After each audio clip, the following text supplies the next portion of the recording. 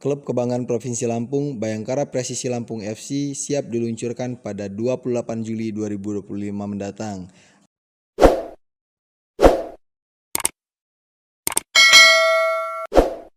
Adapun peluncuran klub kebanggaan Provinsi Lampung ini akan dilakukan di Stadion Sumpah Pemuda Pekor Wai Halim, Bandar Lampung.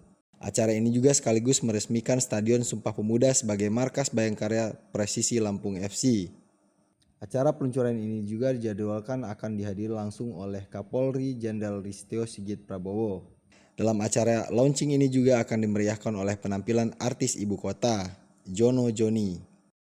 Sebagai langkah mematangkan persiapan menjelang bergulirnya Liga 1 pada awal Agustus 2025 mendatang, pelatih Bayangkara Presisi Lampung FC, Paul Munster menuturkan jika saat ini pihaknya terus melakukan pematangan baik itu dari segi pemain maupun dari taktik dan kekompakan para pemain.